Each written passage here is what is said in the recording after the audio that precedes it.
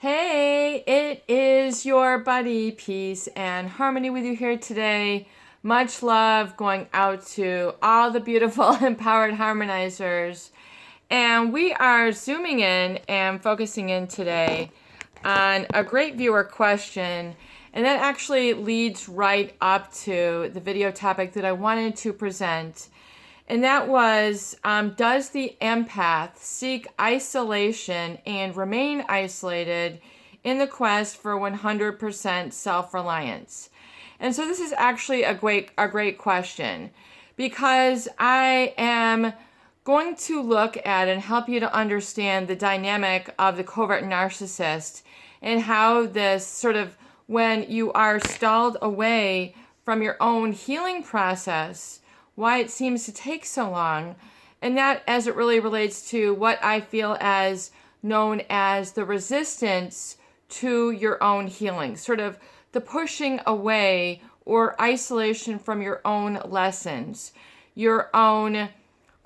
learned, your own positive early direction thinking, and really what I'm feeling is your own awakening or awareness or conscientiousness or sort of higher order thinking, intuition, and really, your highest guiding system, which is your higher order thinking, which is sort of your subconscious mind, the seventh sense, not only all your five senses, but your intuition as well as your higher consciousness. So I want to give a super, shout out to that question as we dive in today on that topic. And so when we look at the covert narcissist, when we look at someone who is basically withdrawing, taken advantage of, it creates a power vacuum in the relationship. In other words, the passive aggressiveness, the lack of communication, the lack of participation, the lack of involvement, the lack of responsibility, the lack of support, the lack of validation, the lack of complimenting, the lack of giving, where giving is received, deserved, needed, and wanting. As you can understand, the operative word in this dynamic is lack. L-A-C-K, the absence of. So the absence meaning the void. V-O-I-D meaning an abyss, an emptiness. Okay, so there's a void, an emptiness, a place for. So just like you can say you have a place for me or I have a place for you in my heart, you can also understand that that is a place, a sense, a significance, a meaning, an importance, a driving connection. So when we talk about connection between people, is that embracing of them in your life. They have a place in your heart. They are meaningful to you. They are important to you. They might be your family. They might be someone at your work. They might be a mentor. This is known as connection, inspiration, love, validation, resonance, relating to, I get you. Ultimately, there's a place where you really, I need you. I want you. I desire the feeling that you're giving me in my life. So that has a value to it. Some people might even say it is priceless. And so that is the best. When that person is priceless, no matter what money can't buy, you can't buy the combo of this person anywhere else. So they are unique, they're original. They might give you an awakening. They might give you the support, the warmth, the validation, and help you to do the right thing. They basically elicit you or prompt you to right direction, what I call positive orderly direction, thinking, feeling, behaving, and deciding.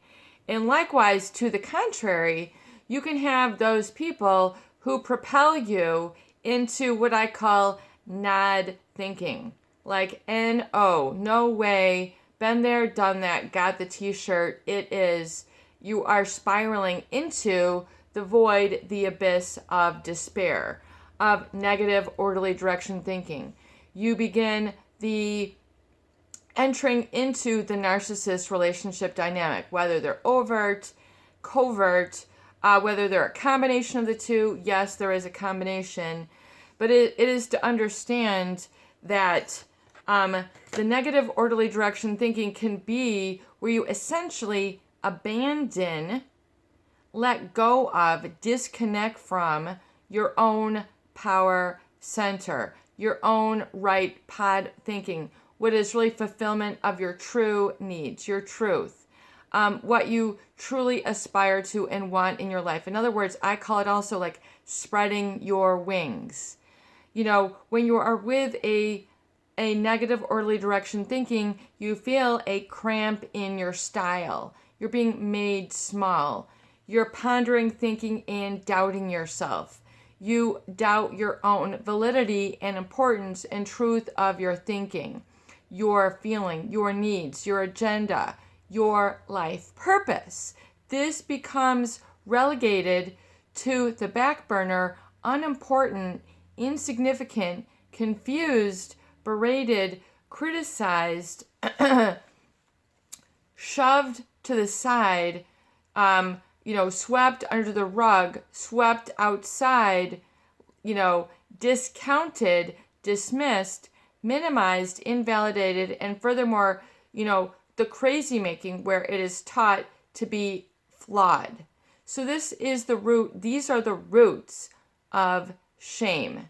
And so shame, which means you're uncomfortable, you feel ashamed, you feel embarrassed, you feel less than, you feel like you want to hide away.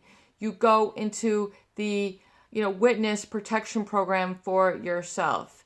Oops, you feel like you need to shut up and put up. You need to zip the lip and, just carry on with a hurt inside. And then this creates an abyss, a void within, which then can result in isolation, like this viewer had so aptly questioned. And so it is then how the cause that creates the effect of the isolation, the feeling of a big V or a distance from your own self, your own empowerment, your own place in the universe, your own place on earth, your own place in the family, your own place at the workplace. You're feeling like you can't go to the school. You can't stand up at the family meeting.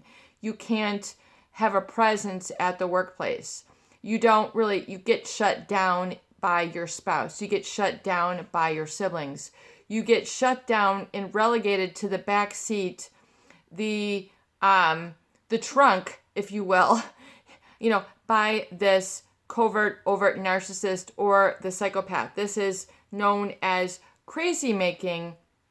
This is known as gaslighting, when you're taught that your thinking your order of your thoughts are flawed. You can't speak up in a way that is received by them. It gets jumbled. It gets disconnected. You become timid. You become social anxiety. You become isolated. You become, basically feeling a lack of self-trust or a lack of trust of others. And that is a sad state to be, where you feel like you have to isolate or be alone or continue the perpetuated cycle of scapegoating, gaslighting, and crazy making, where you're taught to be silent. You're taught to zip the lip. You're taught to go to the dry watering hole and see if there's a drink there. Basically, you're like standing on the edge of the savannah desert at the watering hole where all the zebras have fled, all the lions have fled, the elephants ain't there no more, but you're setting up camp expecting to, clean water, find water to wash your clothes, wash yourself, drink, and, feed yourself. It ain't gonna happen. This then perpetuates the feeling of isolation, feeling like you've made, an inherent flaw, an inherent mistake. There's something wrong with you. Do you get where I'm going in this? It's because of the smacks in the face through the withdrawing that's created the void, V-O-I-D, the emptiness, which then causes you to avoid. Notice the spelling of this word, A-V-O-I-D, a void.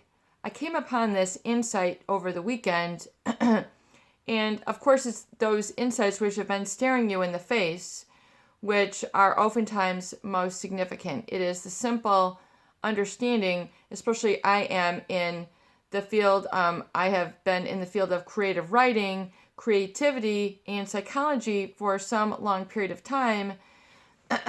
And I am a lover of words. I am a lover of vocabulary. It is so significant.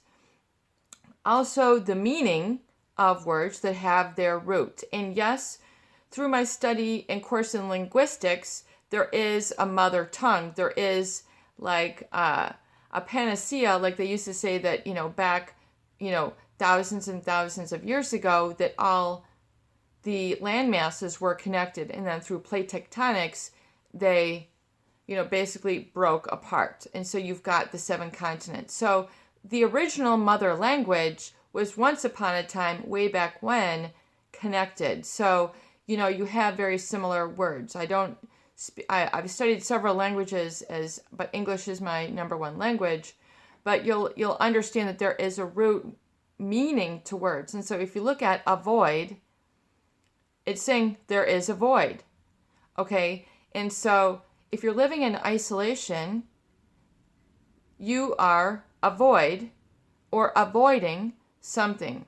You're allowing a void to continue, perpetuate, be, exist, continue, empty your cup, empty your heart on a daily basis, which then creates suffering. If you're in a state of this suffering from these relationships because of the withdrawal or the void, the withholding back, the lack of validation, the lack of, validating your place, that creates lack in your life, lack of finances, lack of relationships, lack of self-trust, lack of self-love, lack of empowerment, and so it sets you on a whole different course of your life, basically what I call negative early direction thinking, when you stay in that scapegoat hot seat, when you stay in, the toleration hot seat, tolerating the withdrawing, tolerating the ignoring, tolerating the scapegoating, tolerating the getting the short end of the stick. When you stay there, that is what you get. You are getting, the lack of representation in your own life. And this then creates, yes, the isolation, but furthermore, what I feel is the resistance to your own healing, the resistance to your own happiness, the resistance to the cessation of pain in your life. And so we're talking about emotional pain, psychological pain, spiritual pain. It is really what sets a lot of people into that isolation whirlpool where they have given up, essentially. They don't feel that there's anything left for them. It's like going to the store after the big sale. There ain't nothing for me but the slim pickings. It's that feeling of disappointment and isolation. I'm not in, the juice of life. I'm not in the flow of life. There's nothing there for me. I have nothing. I am nothing. And then the whole spiral of the self, doubt, and then the deprecating feelings, the deprecating pain, and furthermore, the feeling that you want more for others and feeling a lack of yourself. So that is a lot of the problem that the isolation continues, is the feeling of despondency, apathy, or furthermore, that you want to take care of others and not yourself. So it's the feeling of once again, putting your happiness on the activities of others, putting your life purpose, all your eggs in the basket of the actions of others, how things turn out for them, how things are a-going for them. Did I set them up properly? Have I then gained importance, significance in my life or my relationships because I am like a helicopter to them? We've all heard of the helicopter parents. If you haven't heard that, it's kind of like hovering over them, constantly and relentlessly, and they're not able to rise up. And then when they do, their head hits the whirler propellers, and it's like they feel a sense of being knocked in the head, knocked over, bombarded with you shoulds, why don't you, why didn't you, the finger pointing. And yet, really, that is part of the issue of isolation and codependence. It's saying that you are still caught up in the codependent thought frame, feeling frame, negative orderly direction thinking, feeling and behaving that's setting you into that avoid. It is the avoiding of your own responsibility, accountability for your own emotional state, and giving that 100% to you where the responsibility is. And what does resistance feel like? It feels like counting on the behaviors of others, counting on codependency, enabling others. It feels like a tension or a block within you. Notice I said a tension, a block within you.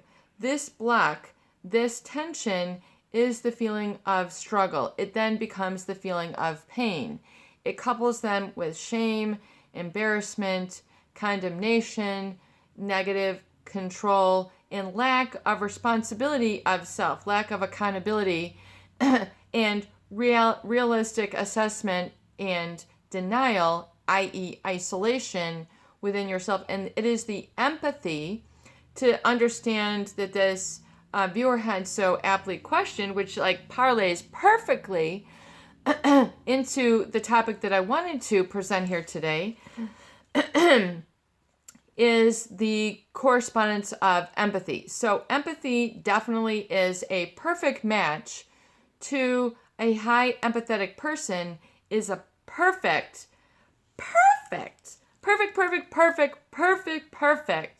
fit and match to a covert narcissist. OMG, it is like mega newsflash. It is a mega perfect fit. It is like you have met your soulmate when the empath meets the narcissist. It's like ding, ding, ding, ding, ding. It is like ka-ching, ka-ching, emotional value rising up to the ceiling. I've got 25-foot cathedral ceilings, 35-foot cathedral ceilings. My self-valuation just hit the like emotional stock market, and you better bet on me. You better buy my stock up because I am an empath. My valuation could fill the, National Reserve because all of a sudden I feel self-value when I'm able to satisfy this person's need. I feel a sense of self-worth when I'm able to take care of and then basically help to validate and transform the pain of the covert narcissist. The pain. The narcissist, despite the outer appearance of cool, calm, suave, debonair, sophisticated, the moneymaker, the talented, the prodigy, the prodigy programmer, the prodigy musician, what is it? The starving artist, the individual who is hurting inside or just plain needs support inside and wants to control others by having them always be there. It's like some of the, the clients that I've known who have, basically have not, have allowed the covert narcissist to have everything, the be all end all in the relationship, and they are the nothing. They are ending up in isolation. They are in avoidance. They are, because of their empathy, empathy, which is run then boundaryless, allows them to be taken advantage of. Let me get your coffee, let me get your shoes, let me get your newspaper, let me get your this, let me get your that, let me pay your bills, let me take care of your children, let me, pay your children's rent. It is that parasitic covert or overt narcissist, which is then taking you on as supply, but the valuation for those people who are empathetic, they are super good, very high, a great fit, a great match, a great mesh, a great enmeshment to the covert narcissist. And then, as you can see, because the empath has a great talent and ability to understand, relate to, and feel others energetically. Empathy, you can feel the presence of others. And even if you were like a young empath, you basically knew that there was something wrong. You knew that someone was hurting. You knew that you had to be the glue of the family, the peacemaker, the one to keep the bond together, to keep perhaps the dysfunction, erring from a lot of dysfunction. You became a very strong empath, strong in heart, strong in spirit, but oftentimes suffering the being avoided, being the scapegoat, being called out as meek, weak, unimportant, the gaslighting, the brainwashing, you will never amount to, It is kind of like the kettle calling the teacup calling the kettle black. In other words, as I use the analogy, it's like basically getting beat up on by the bully who's not your size and then telling you, look how weak you are. It's kind of like they're creating the cause that's created the effect, and it's like, see, you're hurting, I told you so. It's like having somebody steal your homework and say, see, I told you would fail. Well, you've caused this. So it is the empath, which then is the one who hitherto, if they don't know how to put boundaries or have the awareness of this personality type, that gets then caught up into the trap of the love bombing. And then eventually the devaluing, i.e., being cheated on, being split from, the smear campaign from, the kept under your thumb, these sort of scapegoating that you don't deserve here. So your position gets under or not represented in family discussions, spousal, yeah, sure, we can go on that trip. Yeah, sure, we can do that. Yeah, sure, we can get that car. Yeah, sure, we can watch that. Yeah, sure, we can have that for dinner. And, basically, a lot of these decisions are like a journey into the negative early direction of thinking. And you're like, I'm way down here. You guys are way up here. I'm down in the valley. You're on the mountain type. This ain't a working here for more. We are no longer a match. We're no longer an energetic match. So, yes, the narcissist, the covert narcissist, will unequivocally hover you back. You have to be careful because they can do a virtual hover where they're texting you, I am messaging you, Facebooking you, whatever it is, Instagramming you, tweeting you, LinkedIn you, whatever it is. There is the hover.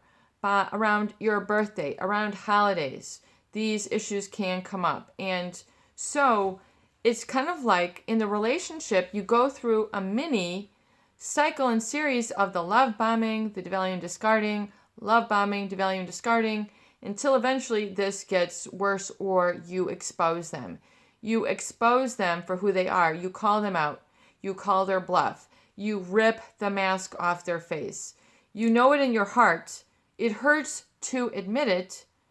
It hurts to say, OMG, I have been taken here. I have been doing all the giving and none of the receiving.